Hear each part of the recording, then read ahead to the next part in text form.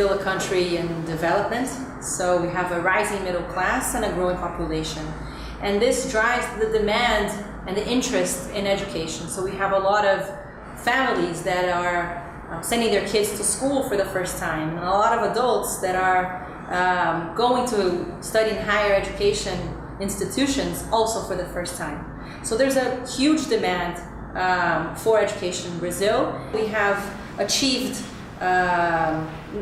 very good numbers of quantity, so students attending school. So we have today almost 100% of the population in K-12 goes to school. Now we're very much focused, Brazil is very much focused on improving the quality of the education system.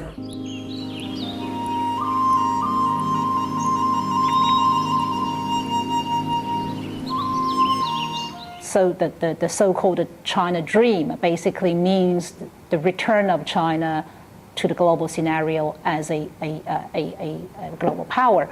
However, during this process, we all have noticed that this is a country where the human resources are not at the speed or not the height for its needs. And this is such in a fast change society like this, and where China wants to return in a global scenario as a power, and it definitely needs some very critical thinking mind and creative thinking minds, while it has realized that this current the current education system is not capable to produce, and therefore we need to make some changes here.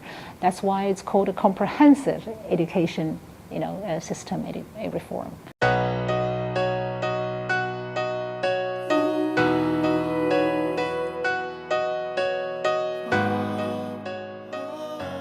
In the 21st century, we're facing a lot of challenges at the societal, personal, and economic level.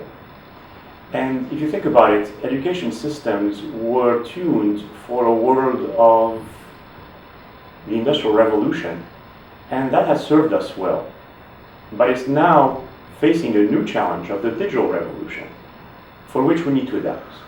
And education systems are falling behind not only in about how we teach. Of course, there are plenty of people working on how to teach better, and that is absolutely a necessary endeavor.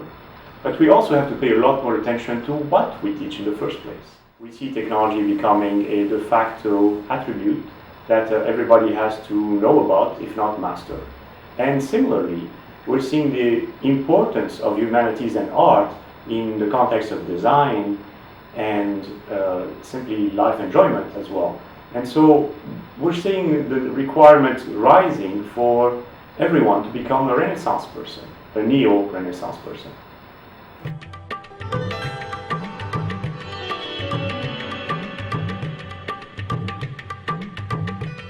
The drivers of learning in India, to a large extent, are influenced by the fact that tomorrow's India, many of the youngsters are likely to have multiple careers within their 40 plus years of professional life. It is not that you got trained as an engineer and you remain an engineer all your life. As I mentioned, in India, the focus on learning has always been towards job-oriented skills. We've always wanted to have the skills that employers want in us. Now, what is changing is, in the past, one could learn a skill, one could get a degree, a master's degree maybe, and then you have skills for life. Then you get into a job and then you are set for life. Now what is happening is that the skills that a person needs are changing so fast, the requirements are changing so fast because of technological innovations, that a lot of effort needs to go in to stay updated.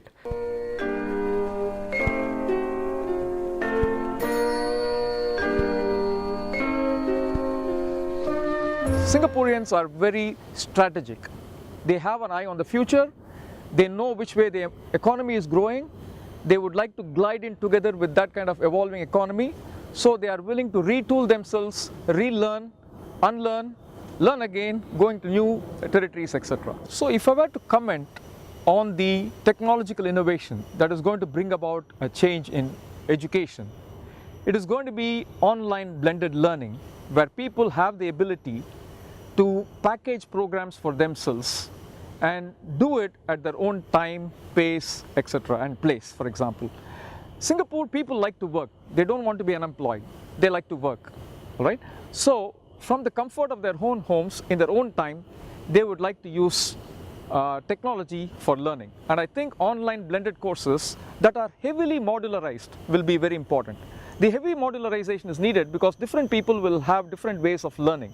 They would like to learn differently and so on. So what people will do, I think, in the future is they will package their own courses.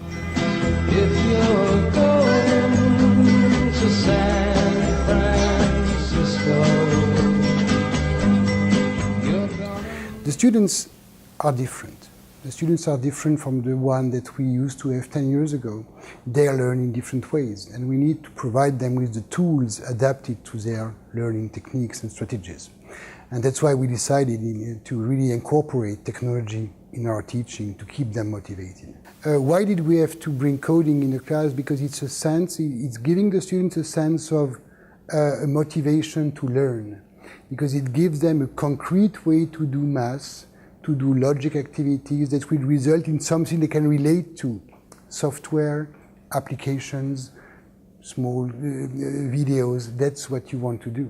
The schools will not disappear. They will just look completely different because they will not be the sole place where students will be able to learn. So blended learning, I believe, is the path of the future, and is a path also to a much more equal world, because the internet has done one drastic thing. It has allowed everyone to learn.